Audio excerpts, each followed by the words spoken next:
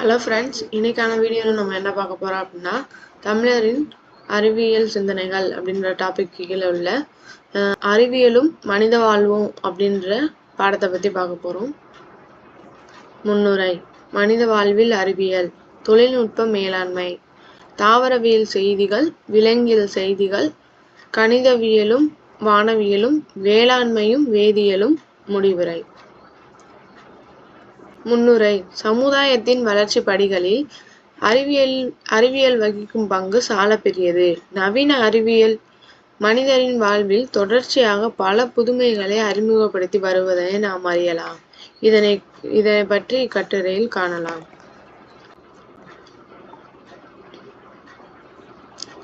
மனித வாழ்வில் அறிவியல். பண்டைய கால சமூகங்களில் தீ, சில்லு, கல், கொம்பு, ஆயுதம் என்பன மக்கள் வாழ்வில் உதவின.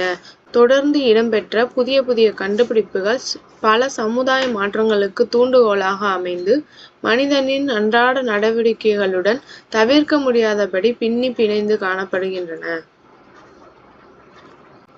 மதகுருமாரின் கட்டுப்பாட்டில் அடக்கப்பட்டிருந்த அறிவியல் 18ஆம் நூற்றாண்டில் படிப்படியாக சீர்திருத்தம் பெற்றது. அச்சிடு முறை 1454ஆம் ஆண்டில் கூடன்பெர்க் என்பவரால் அறிமுகப்படுத்தப்பட்டதால் நூல்கள் பெருமளவில் அச்சிடப்பட்டு மக்களிடையே அறியாமை இருள் நீக்கி அறிவு பரவ ஆரம்பித்தது. முதலில் சீனாவில் மர அச்சு முறையில் பதிப்பித்த செய்திகள் அறிவியல் வளர்ச்சியால் இன்று பல படிகளை தாண்டி முப்பரிமாண அச்சிடுதல் முறையில் நூல்கள் வெளியாகின்றன.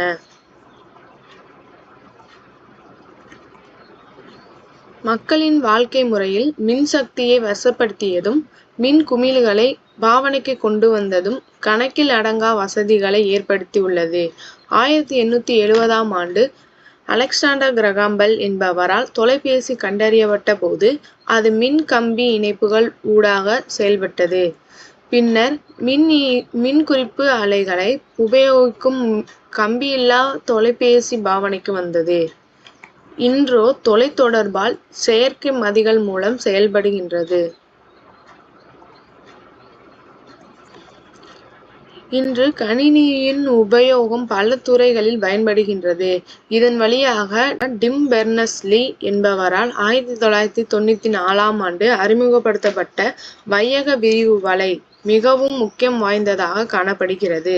இணையதளத்தின் பாவனை மூலம் உலகம் சுருக்கப்பட்டு விட்டது. ஏறக்குறைய 25% மேலான மக்கள் இணையதள பாவனையில் ஈடுபடுகின்றனர். அடுக்கலையில் இருந்து அலுவலகம் வரை உபயோகிக்கும் பல பாவனை பொருட்கள் இன்றைய மனிதரின் அன்றாட வாழ்வில் இன்றியமையாததாகிறது. மக்களின் நேரத்தை மட்டுமன்றி பணத்தை மிச்சம் பிடிப்பதனால் இப்பொருட்களின் தேவை அதிகரித்து கொண்டே போகின்றது. அறிவியலின் பல பிரிவுகள் பல நூற்றாண்டு காலமாக கல்வி கூடங்களிலும் பல்கலைக்கழகங்களிலும் ஆரம்பிக்கப்பட்டு பயிற்றுவிக்கப்படுகின்றன. கணிதவியல், வானவியல், இயற்பியல், வேதியியல், உயிரியல், சமூகவியல் ஆகிய பெரும் பிரிவுகளாக கற்கை நெறிகள் இன்றைய அறிவியலில் அடங்கியுள்ளன. பண்டைய தமிழர்களின் வாழ்வியல் அறிவியல் நிலைப்பாட்டை பரிமளா தனது இலக்கிய நூலான ஓர் அறிவியல் பார்வை என்ற கட்டுரையில் கூறியுள்ளார். தொழில்நுட்ப மேலாண்மை. சிந்து சமவெளி நாகரிகம், கீழடி நாகரிகம் இங்கு கண்டெடுக்கப்பட்ட வீடுகளுக்கு பயன்படுத்திய சுட்ட செங்கலின் அதே அளவு நீளம், அகலம், கனம் கொண்ட செங்கல்களைத்தான் வீடுகளுக்கு தற்காலத்திலும் நாம் பயன்படுத்துகின்றோம் என்பது பழந்தமிழர்களின் தொழில்நுட்ப திறனுக்கு சான்று. இரும்புக்களை உருக்கி வாள், ஈட்டி போன்ற ஆயுதங்களை தமிழர்கள் அப்போதே தயாரித்து வெளிநாடுகளுக்கும் ஏற்றுமதி செய்துள்ளார்கள். இரும்பை உருக்க வேண்டுமென்றால் அதிக அளவு வெப்பம் தேவை. அந்த அளவிற்கு மரங்களை அவர்கள் எரிக்கவில்லை. அதற்கு பதிலாக அவர்கள் மூலிகைகளை பயன்படுத்தி இரும்பை உருவாக்கியுள்ளதுதான் தொழில்நுட்பத்திற்கு சான்று. இத்தகைய இயற்கைசார் வாழ்வு முறைக்கு சொந்தக்காரர்கள் பழந்தமிழர்கள் என்ற பெருமையை தகுந்த சான்றுகளுடன் வெளிப்படுத்தி நிற்பவை தமிழ் இலக்கிய நூல்கள். அறிவியல் என்ற பெயரில் தனி நூலாக அவை மிளிரவில்லை என்றாலும் அதற்குரிய அடிப்படை கருத்துக்களை அக்கால வாழ்வின் முறைகளாக அழகுற பதிவு செய்யப்பட்டுள்ளன. தமிழ் இலக்கியங்களும் நிகண்டுகளும் மரபுசார் மருத்துவ நூல்களும் இன்றைய அறிவியல் துறைசார் நூல்களுக்கு முன்னோடியாக இருப்பதை சான்றுகள் காட்டி பல உரை நூல்கள் வெளிவந்துள்ளன. தாவரவியல் செய்திகள். சங்க நூல்களில் செடிகொடிகள் என்ற நூலில் இலக்கியத்தில் இடம்பெற்றிருந்த தாவரவியல் செய்திகள் அறிவியல் கண்ணோட்டத்தில் நுணுகி ஆராயப்பட்டு விளக்கப்பட்டுள்ளன. சங்க நூல்களில் செடிகொடிகள் என்ற நூலில் இலக்கியத்தில் இடம்பெற்றிருந்த தாவரவியல் செய்திகள் அறிவியல் கண்ணோட்டத்தில் நுணுகி ஆராயப்பட்டு விளக்கப்பட்டுள்ளன. ஆனால் இந்நூல்களில் தாவர பெயர் குறிப்பு ஆராயப்படவில்லை. கிரேக்க லத்தீன் மொழிகளுக்கு ஒப்பாக தமிழில் ஒவ்வொரு தாவரங்களுக்கும் பெயரிடப்பட்டுள்ள பாங்கு வியப்பத்தக்கதாக உள்ளது. எடுத்துக்காட்டாக நாரில் முருங்கை நவிரல் வான்பூச் என்ற அகநானூறு பாடல் என்னும் சங்க பாடலை சுட்டப்படும் முருங்கை மரமானது எவ்வளவு முதிர்ந்தாலும் அம்மரம் வலுப்பெறுவதில்லை. முருங்குதல் என்னும் சொல்லுக்கு முதிர்தல் ஒடிதல் என பொருள் சுட்டப்படுகின்றது. முருங்கு என்னும் சொல்லை முறிதல் என்னும் வேர் சொல்லோடு தொடர்படுத்தி நோக்கும்போது முறுக்கு முருங்கு முருங்கை என்று பெயர் பெற்றதை அறியலாம். இதன் ஆங்கில பொது பெயர் ட்ரம்ஸ்டிக் என்பதாகும்.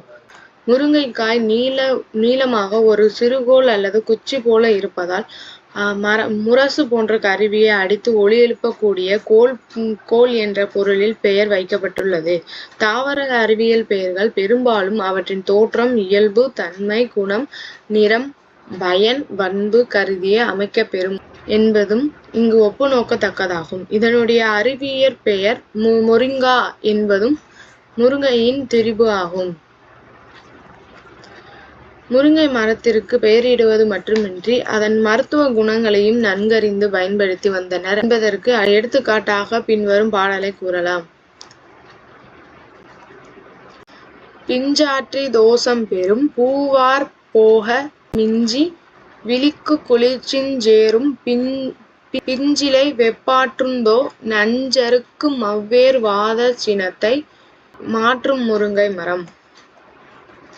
பாடலின் வழி முருங்கைக்காய் பூ பட்டை வேர் ஆகிய பாகங்களுக்குரிய மரபுசார் மருத்துவ குணங்களை அறிந்திட முடிகின்றது. இதனை பயன்படுத்துவதனால் வாத பித்த கபம் தொடர்பான நோய்கள் அகலும் என்றும் கண் குளிர்ச்சி பெறும் என்றும் விந்து பெருக்கம் அதிகரிக்கும் என்றும் நல்ல பசியுண்டாக்கும் என்றும் கூறப்பட்டுள்ளது.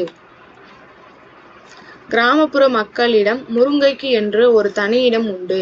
அவை ஆய்வு செய்ய வேண்டிய செய்திகளாக அமைந்துள்ளன. விலங்கியல் செய்திகள். தமிழ் இலக்கியங்களில் இடம்பெற்ற விலங்குகளை குறிக்கும் நூல்கள் பல வெளிவந்துள்ளன. தொல்காப்பியம் தொடங்கி சித்தர்கள் நூல்கள் வரை விலங்கினங்களை குறித்த பல பதிவுகள் மீன்களில் தொடங்கி பாலூட்டி இனமாகிய திமிங்கலம் வரையிலான ஏராளமான செய்திகள் தமிழ் நூல்களில் பதிவு செய்யப்பெற்றுள்ளன.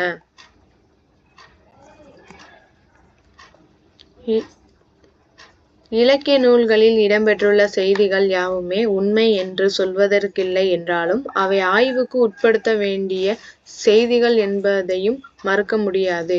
எடுத்துக்காட்டாக மான்கள் பற்றி கூறாத இலக்கியங்களே இல்லை எனலாம்.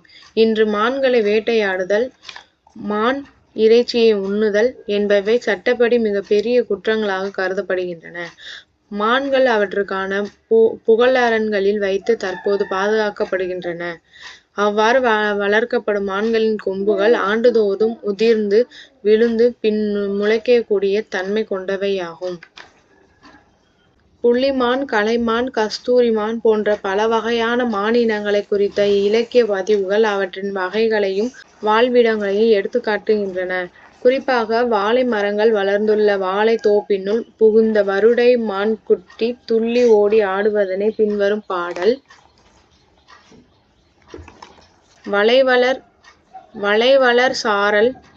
வளைவளர் சாரல் வருடை நன்மான் குளவி வளர்ப்பவர் போல பாராட்டி.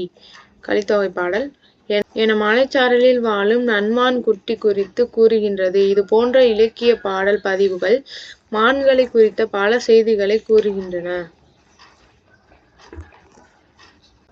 தமிழ் மரபுசார் மருத்துவ நூல்களில் மான் இனங்கள், அவற்றின் இறைச்சியின் மருத்துவ குணங்கள், மான் கொம்புகளின் மருத்துவ குணங்கள் ஆவணப்படுத்தப்பட்டுள்ளன. கலைமான் இறைச்சியை உண்பதனால் தேகத்தின் வலிமை கூடி உடல் வனப்பு உண்டாகும் என்றும், வெட்டை நோய் நீங்கி விந்துக்களின் பெருக்கம் அதிகரிக்கும் என்றும், வாத பித்த கப நோய்கள் குணமாகும் என்ற குறிப்புகளும் காணப்படுகின்றன. கலைமான் கொம்புகளை பயன்படுத்தி தயாரிக்கப்படும் சிறுங்கி பற்பத்தை உண்பதனால் தேகத்தின் வெப்பம் குறைந்து குளிர்ச்சியுண்டாகும் என்றும், மரபு நோய் கண் நோய்கள் அகலும் என்றும், அவயத்தின் வெப்ப மதியந்தி மேகங்கவிழ் திரிதோடம் பெருந்தாகங்களிவை தானிலைக்குமோ மார்பு நோய் நேத்திர நோய் நீங்கும் கலை கொம்பார் நோயுமிலைக்கான் சிந்தாமணி எனும் சித்தர் பாடல் எடுத்துரைக்கின்றது. இன்றளவும் கிராமப்புறங்களில் பாட்டி வைத்தியமாம் நாட்டுப்புற மருத்துவத்தில் மார்பு வலிக்கும் நெஞ்சு வலிக்கும் மான் கொம்பை இழைத்து பற்று போடும் வழக்கம் உள்ளது. சித்த மருத்துவத்திலும் ஆயுர்வேத மருத்துவத்திலும் யுனானி மருத்துவத்திலும் மான் கொம்பு பற்பம், சிறுங்கி பற்பம் ஆகியவை இன்றளவும் தயாரித்து பயன்படுத்தப்பட்டு வருகின்றன. மதுரையில் ஆன்சியன்ட் பர்மா என்னும் மாத்திரையை தயாரித்து விற்பனை செய்து வருகின்றது. ரஷ்ய நாட்டில் ரண்டாசிரின் எனும் குழல் உறை மாத்திரைகள் மான் கொம்பினை மூலப்பொருளாக பயன்படுத்தி தயாரித்து விற்பனை செய்து வருகின்றனர். மாரடைப்பு நோயை கட்டுப்படுத்த இம்மாத்திரைகள் நல்ல முறையில் பலனளிப்பதாக ஆய்வு குறிப்புகள் கூறுகின்றன. ஆண்டுதோறும் உதிர்ந்து விழும் மான் கொம்புகளை சேகரிப்பதற்கென்றே உலகெங்கிலும் மான் பண்ணைகள் அமைக்கப்பட்டு மான்கள் வளர்க்கப்படுகின்றன. சீன நாட்டில் மான் கொம்பு மருத்துவ தொழிற்சாலைகள் பெருமளவில் ஏற்படுத்தப்பட்டுள்ளன. மான் தோல், மான் இறைச்சி, மான் கொம்புகள் என்று அதிகளவில் ஏற்றுமதி செய்யப்பட்டு அந்நிய செலவாணியை அள்ளித்தருபவையாக இம்மான் பண்ணைகள் விளங்குகின்றன. கணிதவியலும் வானவியலும். கணிதவியலின் உச்சியை கட்டடக்கலை என்று கலை வல்லுநர்கள் கூறுவர். இன்றைய இந்தோ அரேபியன் எண்கணித முறைக்குரிய அடித்தளம் இங்கு காணப்படுகின்றது. உயர்ந்த மாட மாளிகைகளும் கூட கோபுரங்களும் கணிதவியலின் அடிப்படையிலேயே எழுந்துள்ளன. அக்கால புலவர் பெருமக்கள் கணிதவியலிலும் வானவியலும் கற்று துறையோகிகளாக இருந்ததன் காரணமாக வானத்திலுள்ள கோள்களை கணக்கிட்டு நாள்கள், ஆண்டுகள், பருவ காலங்கள் போன்றவை வரையறை செய்துள்ளனர். வேளாண்மையும் வேதியியலும். இயற்கை வேளாண்மை தொடர்பான மரபுசார் செய்திகளை தேடி எடுத்து பயன்படுத்த வேண்டிய கட்டாய சூழலுக்கும் இவ்வுலக மக்கள் ஆட்படுத்தப்பட்டுள்ளனர். உழவனின் நண்பன் மண்புழு என்று எளிமையாக கூறி வந்த நிலை மாறி இன்று வெர்மிகம் போஸ்ட் என்னும் மண்புழு உரத்தை பயன்படுத்திதான் வேளாண்மையை சீர் செய்ய வேண்டிய நிலை எழுந்துள்ளது. ஆய்வு கூடங்களும் அவற்றையே தயாரித்து விற்பனை செய்வதற்கு முனைந்துள்ளன. முடிவுரை. இவ்வாறாக ஒவ்வொரு துறைசார் தலைப்புகளின் கீழும் வெவ்வேறு வகையான செய்திகளை அத்துறையார் வல்லுநர்கள் தமிழ் அறிஞர்களுடன் இணைந்து வெளிக்கொணர வேண்டிய அளவிற்கு தமிழ் இலக்கிய நூல்களில் ஆழ்கடல் போல் செய்திகள் அகன்று பரந்து விரிந்து கிடக்கின்றன. இன்றைய இளைய தலைமுறையினர் அறிவியல் பார்வையுடன் தமிழ் இலக்கியங்களை ஆராய முற்பட வேண்டும். நன்றி. இந்த வீடியோ பிடிச்சிருந்துச்சுன்னா லைக் பண்ணுங்கள், ஷேர் பண்ணுங்கள், சப்ஸ்கிரைப் பண்ணுங்கள். இந்த வீடியோக்கான பிடிஎஃப் வேணும் அப்படின்னா டிஸ்கிரிப்ஷனில் உள்ள டெலகிராம் சேனலில் ஜாயின் பண்ணிக்கோங்க. பிடிஎஃப்கான அப்டேட் எல்லாமே அதில் நம்ம ஷேர் பண்ணுவோம். ஸோ மறக்காமல் டிஸ்கிரிப்ஷனில் உள்ள டெலகிராம் சேனலில் ஜாயின் பண்ணிக்கோங்க. தேங்க்யூ.